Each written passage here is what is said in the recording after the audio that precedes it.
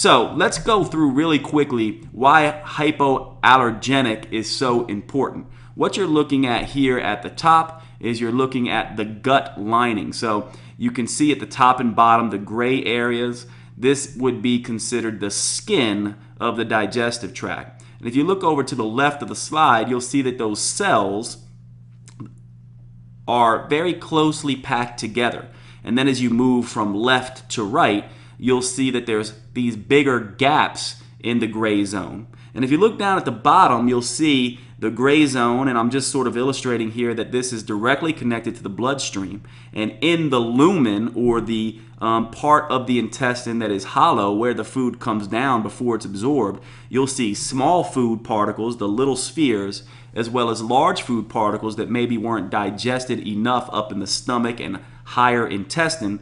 And this is important because you can see that the small food particles can fit naturally through and are designed to fit through these gap junctions on the left-hand side that are nice and tightly packed, but that the big food particles cannot pass through.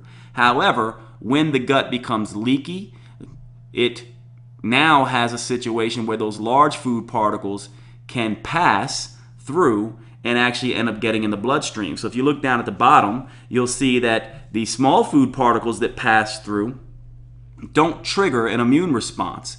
But the big particles, if they pass through, you'll see that the antibodies, AB, the white triangles, begin to attack the large food particles as if those food particles were a fungus or a bacteria or a virus. And when that happens, what happens is antibodies are created, and these antibodies then go and look around the body for other proteins that look similar. And it may start attacking the thyroid gland, which would become Hashimoto's thyroiditis or Graves' disease.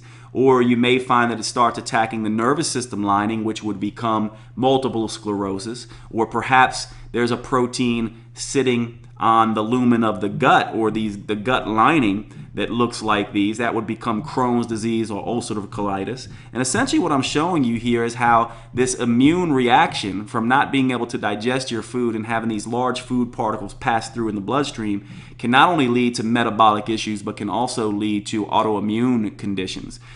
You know this is a problem for you if you're having food reactions that elicit rashes or joint pains or digestive upset or any of those kinds of things. It's a good bet that you have some of this, what is known as leaky gut, going on. And so part of this protocol is all about making sure that we heal this situation, that we have less large food particles to get down into the where they're absorbed, period, that we can take the gut lining and pack it more closely together, and also put good bacteria back in place so that the immune system is less hyperreactive. And that is called a 4R program.